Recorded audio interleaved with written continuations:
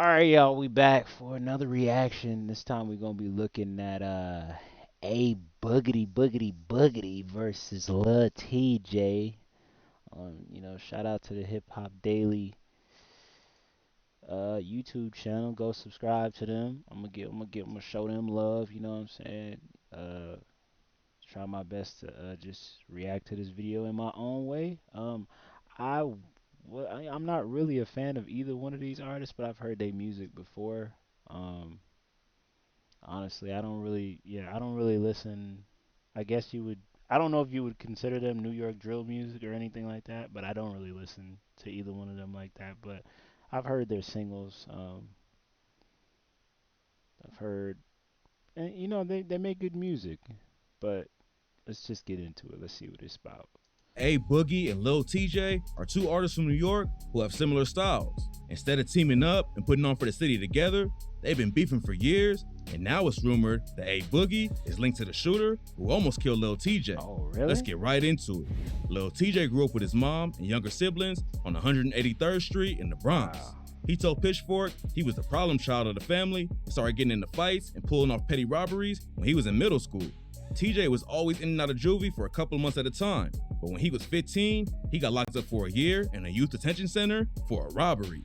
Getting locked up ended up being the best thing for him. TJ told Rolling Stone, "It was not fun. It's not nothing that I would want to do again, but I learned a lot from it. I feel like if I wasn't to go to jail, I probably wouldn't be the person I am. I wouldn't, because I wouldn't have sat down and wrote those songs, and I never would have been able to focus on what I want to accomplish. So it's like it was actually a good thing for me. It made me open my eyes and stuff like that." And this is what this is ultimately what's so good about rap music is that this is even though rap music may be linked to like you know underworld crime and tragedy when it comes to the passing of people because of hood affiliation or gang affiliation or anything like that. When it really comes down to it, when we really speak on what hip hop really is, hip hop is really a gateway for a lot of young children, a lot of young adults who are seeking refuge from getting out of the path that the system has padded for them to be in because they're in a low income community or an infrastructure where it's made for them not to rise above the occasion. That is ultimately what hip hop is. It is a form of art for uh, blacks, black Americans, or just black people in general, and people of color in general to express and also tell the world about how they grew up and injustices that they face on a daily basis just for being an artist who's from a certain area or having a target on your back in your own city, and having to actually have to leave your city because you have that target on your back, and or you're perceived as a threat to society because of the music you make, you know? He spent time in juvie before, but getting hit with a year-long sentence made TJ realize he needed to change up how he moved. He started writing lyrics while he sat down and then hit the studio when he got out. If he ain't have music to focus on, TJ would have gone right back to the streets. He told Pitchfork, "I was trying to change, but I was stuck in my old habits." But all that changed when he hopped in the booth and recorded his breakout track, Resume. Before he went to an official studio, TJ recorded tracks on his phone where he was just straight up rapping. But he decided to switch things up in the booth and start singing his lyrics instead. It turned out to be a great decision because Resume blew up and TJ's career started popping off after just one track. He followed Resume up. Up until a newer time in rap music, in gangster rap, singing wasn't really something that was like, you know, celebrated like that. Like uh, a rapper who raps about, gang culture or just how scary their city is, wasn't really doing that back then. But it's like it's more acceptable now versus then, when you would only probably just hear somebody like 50 Cent harmonizing in his songs, and he only borrowed that from, that style of lacing his tracks from Eminem in the first place. But it's like he back then was probably the only person I had ever heard of that was doing gangster rap music and actually singing in between that. But now that it's acceptable, and auto tune is like almost like the blueprint for gangster rappers who want to sing, it's more acceptable.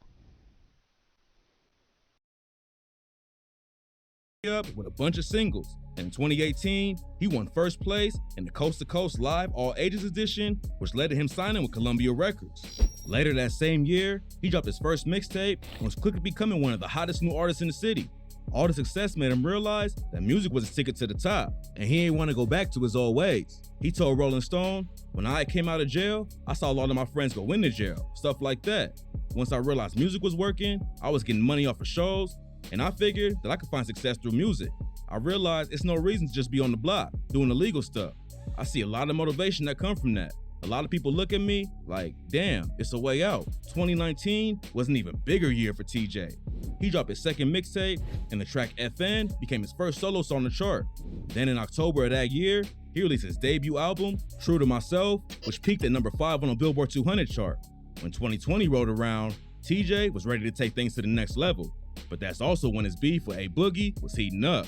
Fans compare Lil TJ to A Boogie ever since TJ came into the game, and some people even called him a Boogie. See, that's the thing I don't like, bro. Like, it's really the reason why rappers always have beef is not because it's not even so much so because of rappers actually having some type of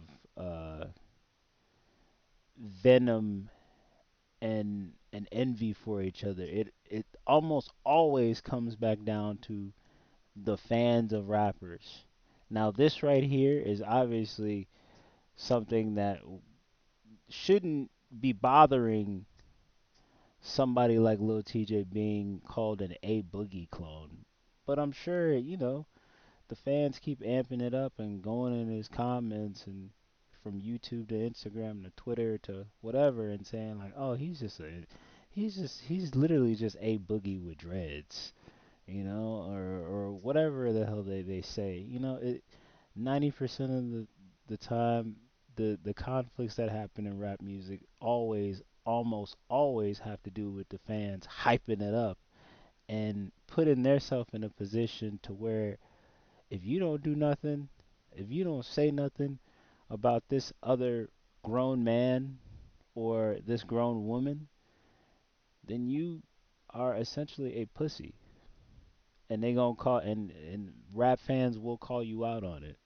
So I wouldn't I can't say that I'm surprised at all that it's fans of A Boogie going in and saying that he's a clone of A Boogie. Lil TJ is a clone of A Boogie. I'm not surprised by that at all. Clone. TJ just brushed it off because he thought he had his own lane, and there was never any real issues between the two of them. But that all changed in 2020. Like TJ, A Boogie also grew up in the Bronx. He started rapping at a young age and had a book of rhymes he carried around so he could spit for his friends. Even though he had a passion for music early on, it didn't keep him out of trouble. After a few run-ins with the law, A Boogie's parents sent him to Florida to try and keep him out of trouble. While in Florida, A Boogie was on house arrest finishing school. But just like TJ, being away helped him focus and go harder with music. He turned his apartment into a studio and got to work.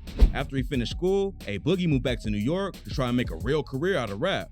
He linked up with his homies Don Q, QP, and Bubba, and together they started High Bridge, the label, named after the Bronx neighborhood they grew up in. His His first tape dropped in 2016, and it immediately put him on the map and scored him a feature in Forbes' list of up-and-coming rappers. Later that year, he dropped a collab project with Don Q and then opened for Drake and Future on 3 of their tour dates. That summer, he signed with Atlantic Records and got featured in the BET Hip Hop Awards cypher.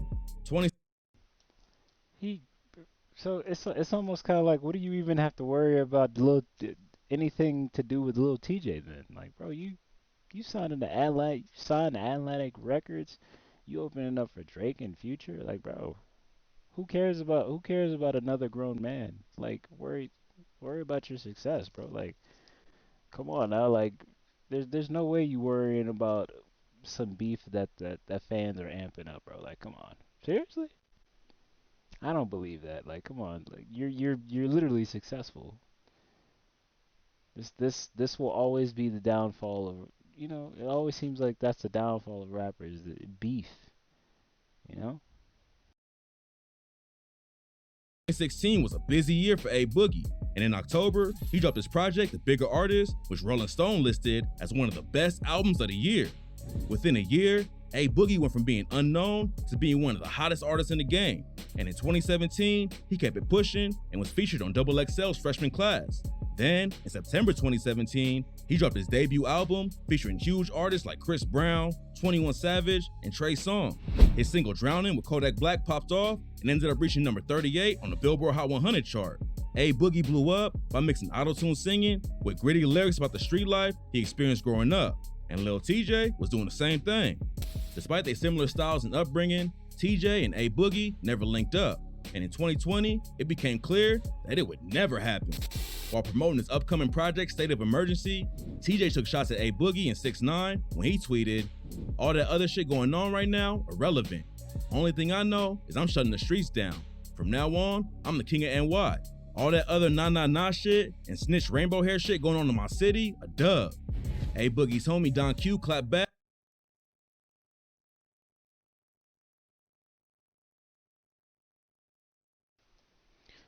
Bro, what is that?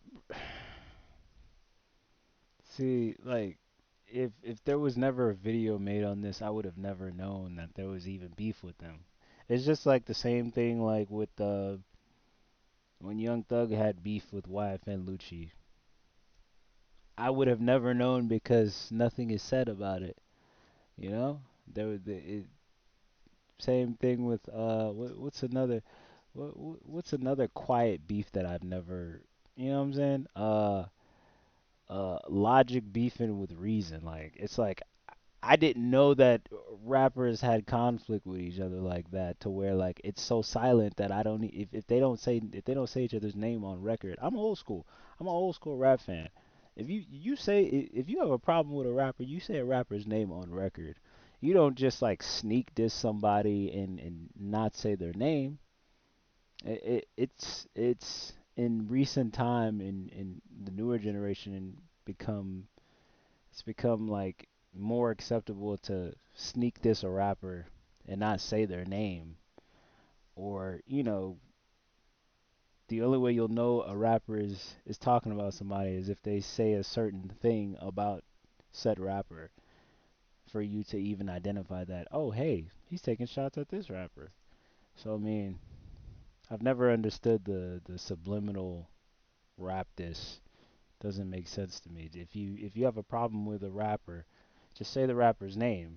But I mean, for me personally, I would much rather not see, you know, two successful black men beefing with each other. It's not good for anybody.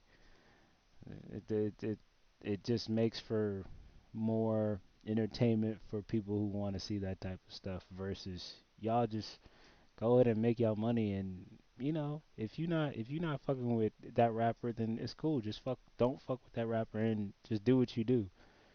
Go make your bread. Stop focusing on another man. You know. Back and said, Word of my mother, I'm not saving niggas no more. Next time you see niggas getting stripped out of everything, respectfully, I'm telling you now. TJ responded with, "You can suck my How about that? Yo, thank you. Yo, suck my Slap this shit out you. You stupid and dumb. You, you, that is real. Then A Boogie hopped into the beef and tweeted, "Alright, bet. Keep on trying to sound like me without showing love, and I'ma start to sue you. For real though, this shit is getting out of hand. I'm not trying to knock nobody hustle. I'm just getting sick of the craft you bringing to the table, making this shit boring." TJ ain't back down and hit back with, "Be mad when it's the next nigga turn to shine. LOL, move out the way and watch me win." Lil TJ also posted a video showing off a High Bridge label chain, which was allegedly snatched from one of the members. But according to A Boogie, the chain got snatched a while back, and TJ was just clout chasing. He wrote on Instagram, "One of the bros dropped/lost his chain a long ass time ago while we dragged in, and that's word to Melody. He got the audacity to buy it off a random, shoot a vid with it, and front like he did something. Lost all my respect for you, shaking my head. Stay true to yourself." A video also surfaced of Don Q allegedly pressing TJ when they ran into each other at a studio. It looked like the beef was gonna keep escalating, but then Don Q pressed Lil TJ. Don Q said, I'm not about that internet shit." What? Don Q said, "I'm not about that internet shit. I'm gonna see you when I see you." Well, that's enough of that talking. I'm gonna see you when I see you. That's crazy, bro. Like, dang. Golly, Don Q ain't playing with that boy. Goodness. He is not playing with Duke. TJ hopped on Instagram to apologize for going after everyone and said, Today's a new day, man. I'm chilling, man. I ain't trying to argue with nobody today. I ain't gonna lie. Real shit, though, I swear. I'm going back to the old Lil TJ. I'm not arguing, bro. This is why I never like posting a lot, bro, because I can't control myself. Start getting out of hand and shit. I mean, my fault for getting out of composure, y'all, man. May 8th, state of emergency, the mixtape dropping. You know what I'm saying? Like, be posting the track listing soon. You know what I'm saying? But, yeah. Shit, man, it's all about the music, man. Beef, that's not good. I don't encourage it. After that, the beef between TJ and A Boogie cooled off for a minute while they both focused on their careers. It looked like everyone moved on and just let it be. But recently, Lil TJ was the victim of a targeted shooting, and it's rumored that A Boogie might be involved. On June 22nd, Lil TJ got shot multiple times in Edgewater, New Jersey. He was sitting in the Dodge Durango with his homies, Jeffrey Valdez and Antoine Boyd, when a dude named Muhammad Kanate walked up with a pistol and demanded their jewelry. It's unclear what exactly happened after that, but TJ ended up getting shot several times, Boyd got hit once in the back, and Kanate also got shot a few times. According to witnesses, Kanate was dragged into a BMW and driven off, and surveillance cameras caught the BMW dropping him off at a local hospital a few minutes later. TJ was rushed to the hospital in critical condition and looked like he wasn't gonna make it. But luckily, sources close to him have reported that he's stable and pulling through. Kanate was later arrested and charged with 3 counts of attempted murder, robbery, and weapons charges. TJ's homies got hit with possession of an unlawful weapon too, but they both got released. When the news first broke, police announced that they thought it was a targeted attack, and now fans think they found a connection between A Boogie and the shooting. According to some sources, Muhammad Kanate has been featured in several of A Boogie's music videos, but it ain't been confirmed if it's actually the same guy.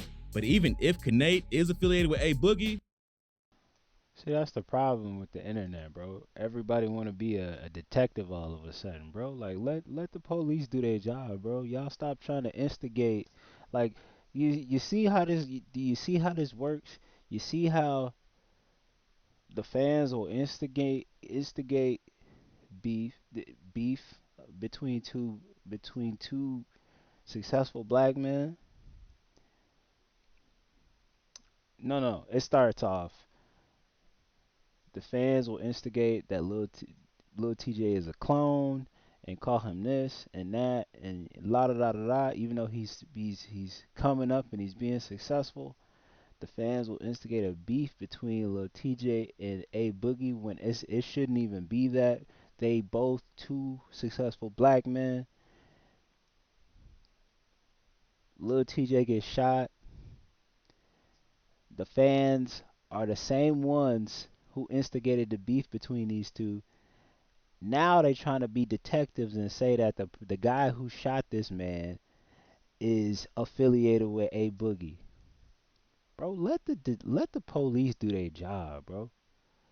People need to, like, bro, people who are not close to the situation shouldn't even be saying anything at all about this tragic thing that little TJ had to go through, bro. Like, stop being detectives, bro. Like, let the police do their job.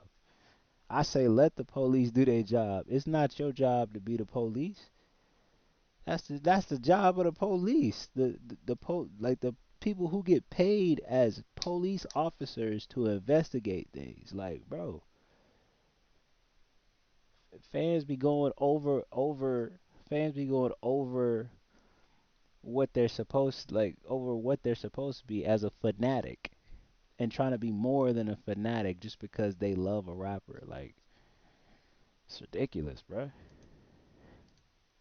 That don't mean A Boogie was involved with the hit on TJ. Neither of them have sent shots at each other since 2020, so it seems like a random time for A Boogie to try and take Lil TJ out. Luckily, it seems like he's on his way to recovering and will be back soon. A Boogie hasn't commented on the situation yet, but even if he's not involved, him and TJ don't seem cool, so he probably wouldn't be sending out support anyways. This story's still developing, so make sure y'all tap in for updates.